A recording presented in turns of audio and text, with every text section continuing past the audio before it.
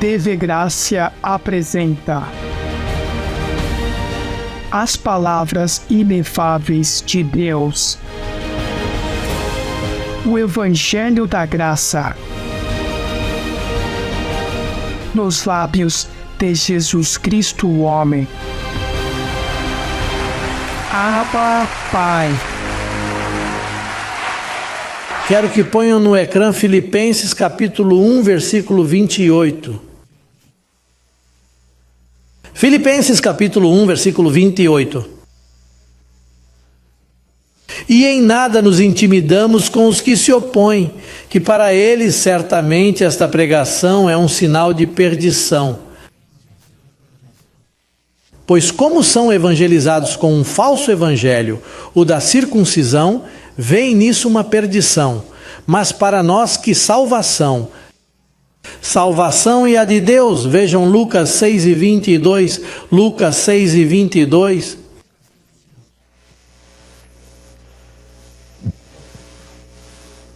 Bem-aventurados sereis quando os homens vos odiarem, quando vos odiarem e vos rejeitarem, quando vos injuriarem e rejeitarem o vosso nome como mau.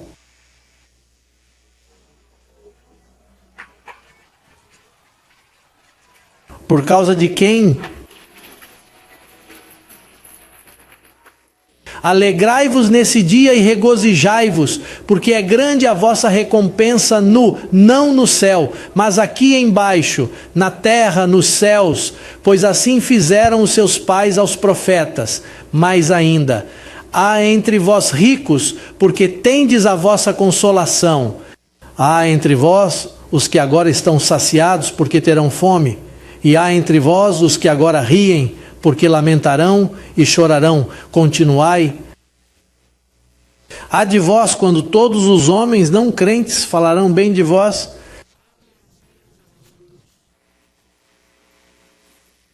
Porque assim faziam os vossos pais aos falsos profetas.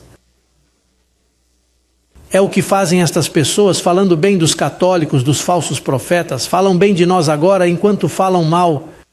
Porque isso está profetizado e nós não temos nenhum mal. O que temos é uma abundância de bem.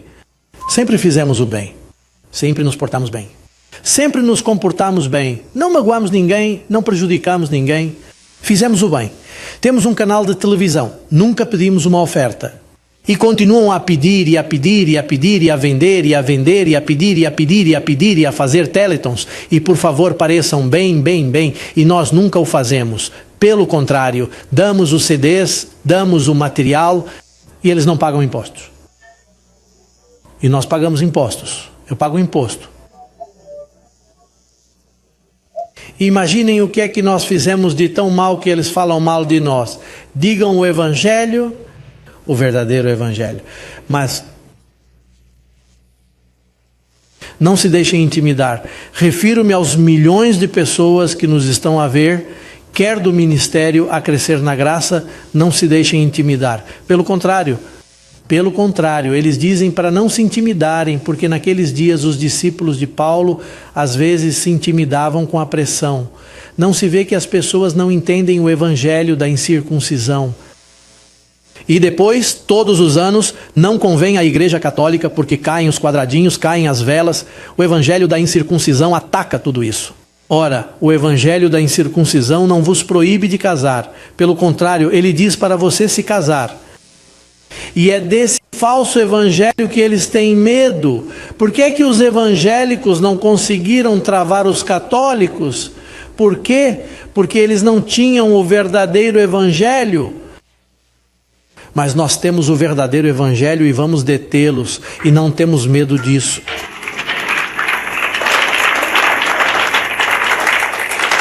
Esses padres e monsenhores e essas pessoas, o que eles têm medo de mim é porque estão a perder. Estão falidos em muitos sítios. E olhem para os terroristas que deitam abaixo um edifício e matam mais de 500 pessoas. A Igreja Católica é pior porque está a prejudicar as crianças e está a prejudicá-las. E depois essas crianças crescem com complexos, destruídas. Sabem quantas pessoas são abusadas? Essas são as crianças que se atrevem a dizer sim, fui abusado. Há outras que por vergonha se calam e não dizem nada. Não vê que se trata de uma doutrina do demônio. Paulo deixa isso bem claro. Nos últimos tempos, muitos apostatarão da fé, dando ouvidos a doutrinas onde se ouvem doutrinas na igreja, dando ouvidos a doutrinas do diabo que proíbem o casamento. É aí que está a chave. Eles proíbem seus líderes de se casarem. 2 Coríntios capítulo 1, versículo 12 a 15. Algo que nunca foi feito em 2000 anos. O que vocês vão ouvir agora nunca foi ouvido antes. Naturalmente, porque a mente de Cristo estava ausente, porque a nossa glória é esta. O testemunho da nossa consciência, que na simplicidade e sinceridade de Deus, não com a sabedoria humana, mas sim com a graça de Deus, nos temos conduzido no mundo. E muito mais com vocês, corintianos, não? Porque não vos escrevemos outras coisas que ledes ou entendeis. E espero que até ao fim o entendais. Como também entendestes em parte que somos a vossa glória, como também vós sois a nossa para o dia do Senhor Jesus. Para o dia do Senhor Jesus, olhai para isto com esta confiança. Era isso que ele queria que eles entendessem. Mas eles não o entenderam com esta confiança. Quis vir ter convosco primeiro para vos dar uma segunda graça. Sabeis que todos os crentes do mundo, os nossos irmãos católicos, os nossos irmãos evangélicos não o dizem e eu ainda menos. Pelo contrário, procuro para ver se finalmente o compreendem. Eles não sabem o que é uma segunda graça? Apóstolo, e que se trata de uma segunda graça. Se ele fala de uma segunda, então há uma primeira. E sabes qual foi a primeira? Que quando Jesus de Nazaré morreu, essa primeira graça, ao derramar sangue, todos os eleitos foram purificados do pecado. Mas já não se pode ser perdoado. É preciso uma segunda graça. E o que é a segunda graça? A segunda graça é o adorno de te dar uma sã doutrina que possas assimilar e conhecer-te por dentro. Assim, há 20 anos que venho amando a igreja, amando-a, vestindo-a. Olha, tens a consciência tranquila. Olha, ama a minha amada igreja. A minha amada. O demônio foi destruído. Eu chamei-vos de amados, que ninguém em 2000 anos tinha chamado de amados. Eu disse ao amado, olha, tu estás limpo, sem pecado, com uma oferta. Ele tornou-te perfeito para sempre. O pecado foi levado embora na cruz do Calvário. Então essa segunda graça que Paulo foi o único que carregou, mas os apóstolos não entenderam. Ele era o único que entendia essa segunda graça. É por isso que ele diz, eu quero que vocês, para ter esta segunda graça. Mas vós não entendeis? É essa a minha luta em todo o mundo. Quero comunicar-vos esta segunda graça. Vocês compreenderam-na, são abençoados, mas eles têm um véu. Por isso, nesse véu vem o mal em nós, vem uma devassidão porque tem um véu. Leem e não compreendem. Eu leio, estão a perceber?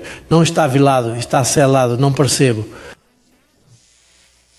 Assim, a segunda graça é a chave, a que abre a tua mente para que compreendas que quando Cristo morreu, o teu espírito foi aperfeiçoado para sempre. Tu és um ser. Olha, não tens mais espaço para Cristo dentro de ti.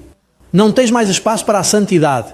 Porque com uma oferta, quando Ele morreu, o que precisavas para estar sentado com Ele nos lugares celestiais. Naquela única oferta, Ele te santificou. Completa, mas essa segunda graça. Achas que os evangélicos sabem disso? Diz-lhe, e o que é isso?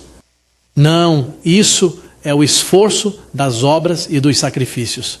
E depois chega o momento em que se atinge a estatura de uma segunda graça. Não, isso é uma comunicação de entendimento. Não é das obras, diz ele. Espero que acabem por compreender, porque quando compreenderem, recebem a segunda graça. Não é nada que se faça pelas obras, é algo que se compreende. Agora, essa segunda graça nunca foi pregada no mundo. Paulo ficou com o desejo, mas Paulo foi morto, porque eles não entendiam Paulo. Eles tinham Paulo como mau, porque a religião é assim. A religião nunca entendeu Paulo. Paulo foi perseguido. Bem, reparem que o acusaram de estar a servir Deus contra a lei. E não é que ele fosse contra a lei, é que quando Cristo morreu, ele pôs um fim à lei e começou uma nova aliança. E assim, quando não compreendemos a segunda graça, estamos num deserto. Se não compreenderes, imagina que não compreendes uma coisa. Imaginem, vão a um exame sem terem estudado. Começam a olhar à vossa volta para verem de quem estão a copiar, para ver se alguém lhe passa um pedaço de papel. Não vês que não compreendes?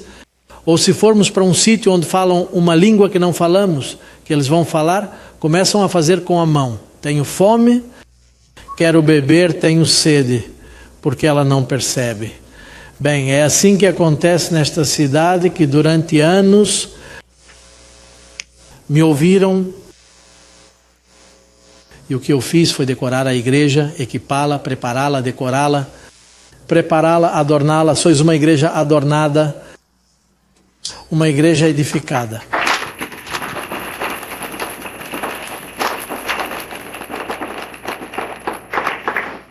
Vejam o que diz em Romanos 8, versículo 18 a 21.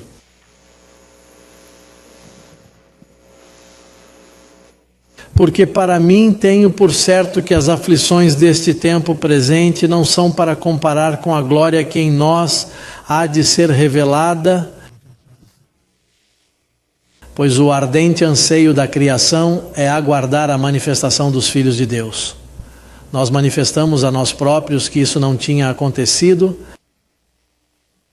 porque a criação foi sujeita à vaidade, não por sua própria vontade, mas por causa daquele que a sujeitou na esperança, porque também a própria criação será libertada da escravidão, da corrupção, para a liberdade gloriosa dos filhos de Deus.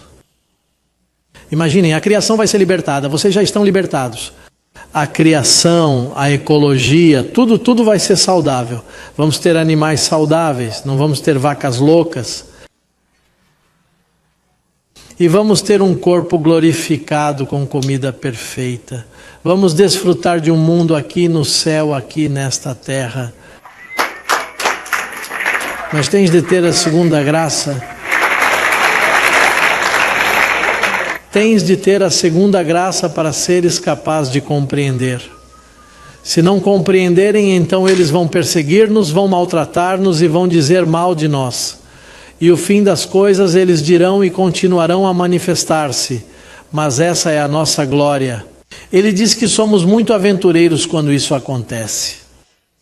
Essa segunda graça nunca foi compreendida pela religião. Quantos têm essa segunda graça? Que está predestinado, que somos um tesouro que vive num vaso de barro, que o barro vos incomoda, que o barro vos fala, que o barro se manifesta. Mas como já o sabes, o teu barro, quando te dói e te levantas um bocadinho, como se fosse meio um bocadinho, bem, tu já o sabes, não posso acreditar nisto porque é temporário. Amanhã vou sentir-me melhor. Já repararam como ele mente, certo?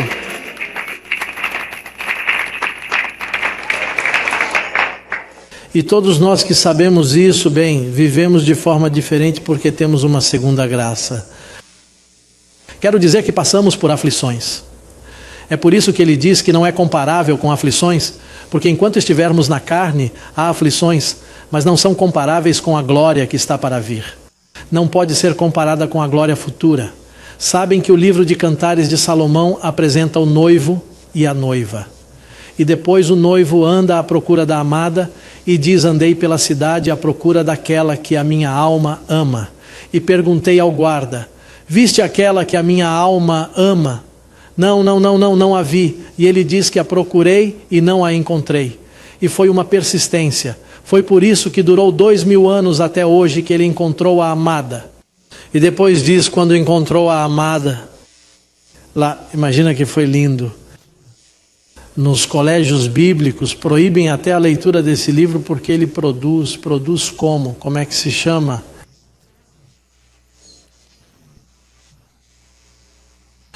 Produz excitações sexuais. Bem, eu estudei na Pensilvânia num sítio e uma vez ia com a Bíblia e ia à casa de banho, não levem a Bíblia, porque a Bíblia? E eles eram uns tremendos legalistas, malta. Pensaram que eu estava a levar uma revista da Playboy ou assim. Ei, está na Bíblia. Como é que não posso entrar com a Bíblia? Depois disseram-me que esta gente pensa: ei, quão maliciosos são esses evangélicos, graças a Deus que o Senhor me tirou de lá. Mas depois, o que é que acontece? Que finalmente o marido conhece a amada e encontra-a bem vestida, e então ela vem e senta-se no seu colo. E então ele olha para os seus belos seios e eles começam a desejar-se um ao outro. E então ela diz-lhe: por favor, põe um selo na minha testa e faz uma tatuagem na minha mão direita. Igreja, Jesus de Nazaré foi chamado de comilão, bebedor, uma infinidade de nomes. Esta gente chama-me charlatão, besta. Ele diz que no tempo de Jesus Cristo havia a Torá. E havia a interpretação que davam a esse livro. Não era revelação, era interpretação. Quando Jesus veio, a interpretação não correspondia ao que ele era, a revelação. E eles não o compreenderam e crucificaram-no, perseguiram-no e chamaram-lhe todos aqueles nomes. O que é que está a acontecer? Agora a história está a repetir-se. A história está a repetir-se. A interpretação do Evangelho, a interpretação teológica do livro, porque não coincidia com a revelação de Deus, porque nunca entenderam a incircuncisão. E depois vou ter com eles uma segunda vez. E depois a história repete-se, porque é necessário que quando ele se manifesta, seja rejeitado e escarnecido. Por quê? Porque não compreendem. Foi por isso que Paulo lutou. Espero que finalmente compreendais e que tenham uma segunda graça. Então é uma honra ser chamado de charlatão e besta e todos os nomes que eu quiser. De facto, não me importo porque sei o que sou e sei o que vocês são e tenho orgulho em todos vós e em vós que me vedes na internet. Gosto muito de ti, Iglesias, muito mesmo. Gosto muito de ti. Muito obrigado.